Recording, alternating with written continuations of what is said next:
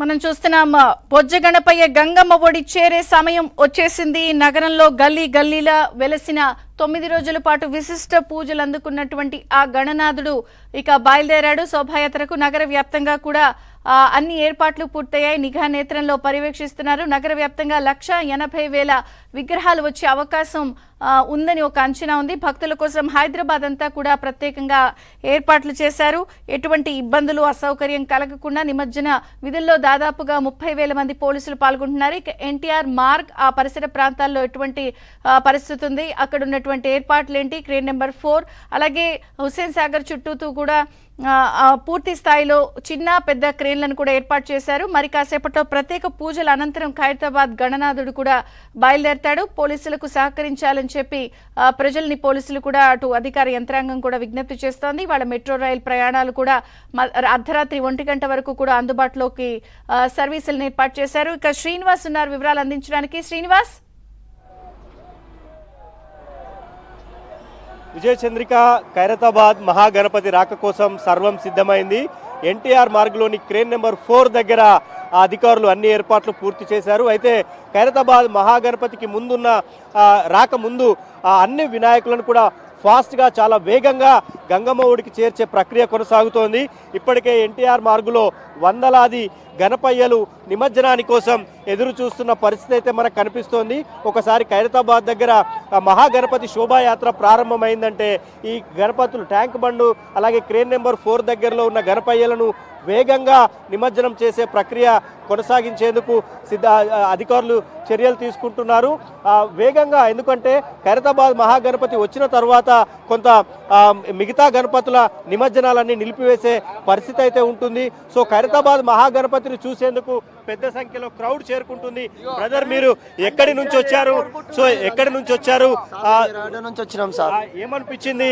గణపతి 9 రోజుల పాటు పూజలు చేశారు. సో ఇప్పుడు నిమజ్జనానికి వెళ్తున్నారు కదా, ఏమనిపిస్తోంది? అంతా మంచిగానే జరిగింది సార్, కానీ చాలా పోలీసులతో అయితే ఇబ్బంది అయిపోతుంది సార్. ఎందుకు? ఏమంటున్నారు పోలీసులు? చిన్న బాక్స్ పెట్టుకున్నవి పంపించేస్తున్నారు, అన్ని గుంజుకొని వెళ్ళిపోతున్నారు సార్. మళ్ళా మంచి ఏం చేస్తలేదు సార్. బాలేదు సార్. ఎందుకు? మీరు ఏమైనా పొలిటికల్ పాటలు పెడుతున్నారా?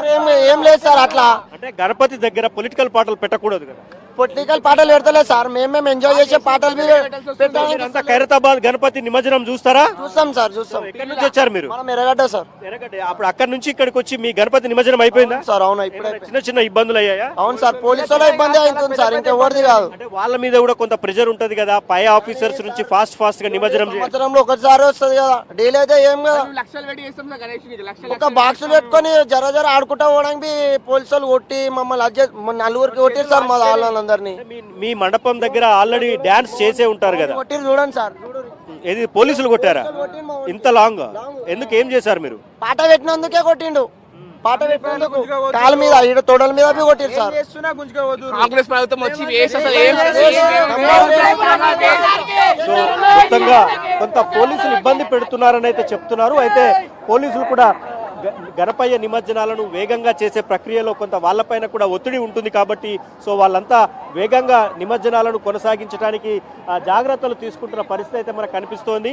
సో క్రేన్ నెంబర్ 4 దగ్గర అటు GHMC సిబ్బంది కానీ ఇటు గణపయ్యల దగ్గర ఉండే కొంచెం ఆ వేస్టేజ్ అంతా కూడా ఫాస్ట్గా క్లీన్ చేస్తున్న పరిస్థితి అయితే ఉంది. అయితే ముఖ్యంగా గణపయ్య మండపాల దగ్గర ఎలాంటి డెకరేషన్ ఉంటుందో సో నిమజ్జనానికి తరలించే క్రమంలో కూడా పెద్ద వాహనాల్లో అదే డెకరేషన్, అలాగే కన్నుల పండుగ అంటే గణపయ్యను చూడటానికి చాలా కన్నుల పండుగగా ఉండేందుకు సేమ్ డెకరేషన్ చేసి గణపయ్యను 9 రోజుల పాటు పూజలు అందుకున్న తర్వాత గంగమ్మ ఒడికి చేర్పించే ప్రక్రియ అయితే కొనసాగుతోంది. సో మొత్తంగా క్రేన్ నెంబర్ 4 అయితే చాలా సిద్ధంగా ఉంది. సో అన్ని ఏర్పాట్లు పూర్తి చేశారు. సో కొంత సిబ్బంది కొంత మధ్యాహ్నం సమయం అయ్యే అవకాశం ఉంది కాబట్టి ప్రస్తుతం సిబ్బంది కొంత రెస్ట్ తీసుకుంటున్న పరిస్థితి అయితే ఉంది. సో గణపయ్యలను గంగమ్మ ఒడికి చేర్చే క్రమంలో సో అందరూ సెల్ఫీలు తీసుకుంటూ డ్యాన్సులు చేస్తున్నారు. సో ట్యాంక్ బండ్ గణపయ్య శోభాయాత్రతో చాలా సందడిగా మారింది. సాగర తీరం అంతా కూడా కన్నుల పండుగగా ఉంది.